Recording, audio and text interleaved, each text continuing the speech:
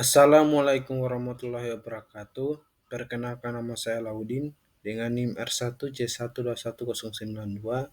Di sini saya akan mempresentasikan tentang geologi batuan karbonat yang berupa tentang fasies batuan karbonat.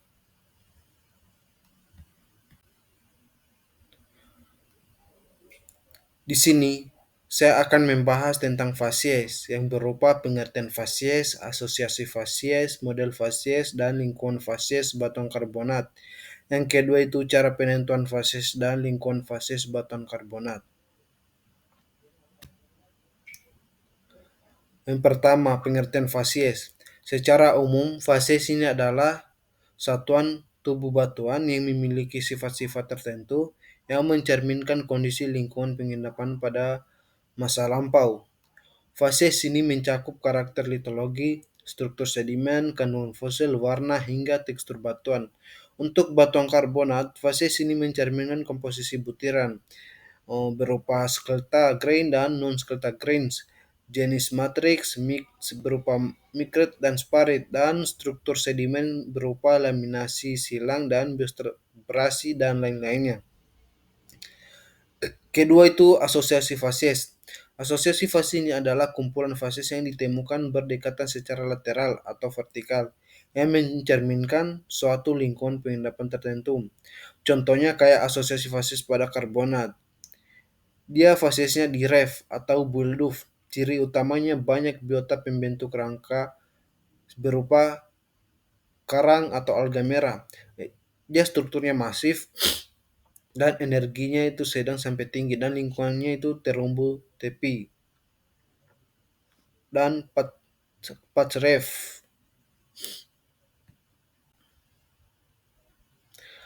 Yang ketiga itu model fasies. Model fasies ini adalah gambaran konseptual tentang distribusi fasies dalam suatu sistem pengendapan. Untuk karbonat, model fasies ini sangat dipengaruhi oleh parfum karbonat. Um, pada tipe-tipe model fasies karbonat ini yang pertama itu Rimet karbonat parfum. Dia berupa terumbu pembatas atau lagon atau slope dan basin.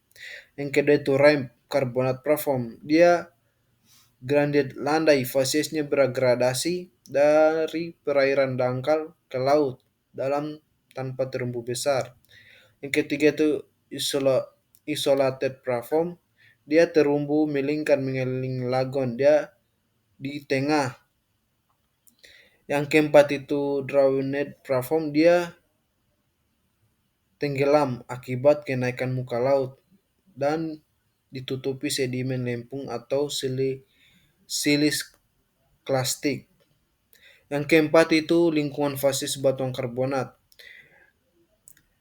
Pada lingkungan fasies batuan karbonat ini adalah zona atau wilayah pengendapan batuan karbonat yang memiliki ciri khas tertentu pada komposisi, tekstur, struktur sedimen, dan kandungan fosilnya yang mencerminkan kondisi fisik dan kimia dan biologis dan di tempat tersebut saat proses sedimentasi berlangsung. Dan lingkungan fasies karbonat ini dibagi menjadi tiga. Yang pertama itu lingkungan tinggi, energi tinggi, contohnya kayak soal front ref. Dia butirnya kasar, sortasi baik, strukturnya sedimen cross bedding, dominan dia sparit. Yang kedua itu lingkungan energi sedang. Dia contohnya kayak ref crash, slope terdekat. Dia banyak skelta grain, beberapa fragmen terumbu. Yang ketiga lingkungan energi rendah. Dia contohnya kayak lagon, the basin. Dia berupa mikrit. Dia berupa dominan mikrit, biota kecil dan laminasinya itu halus.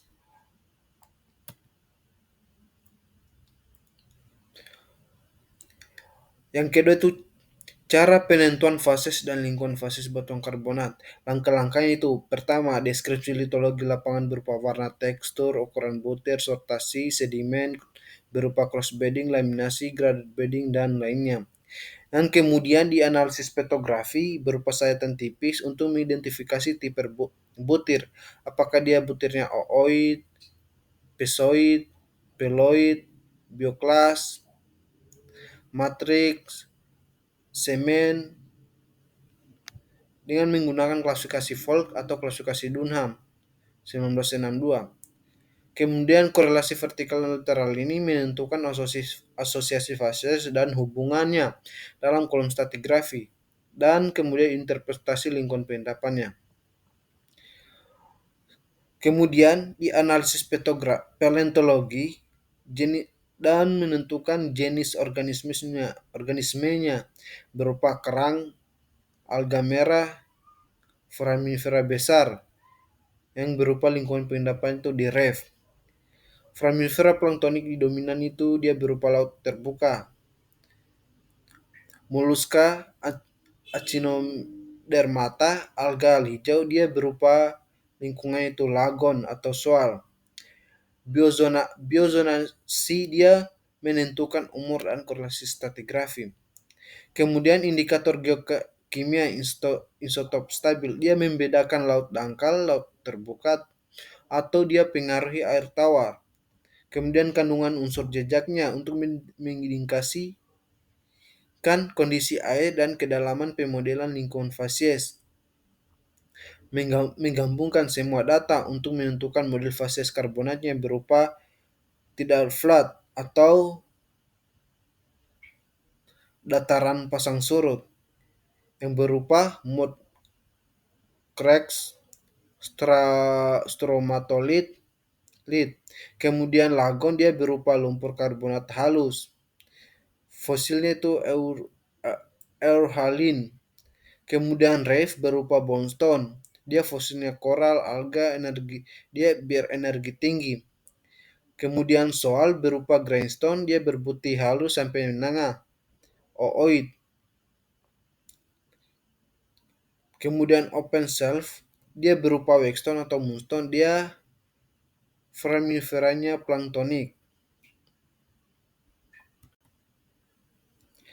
Itulah presentasi dari saya. Jika ada yang kurang dari presentasi saya, mohon maaf.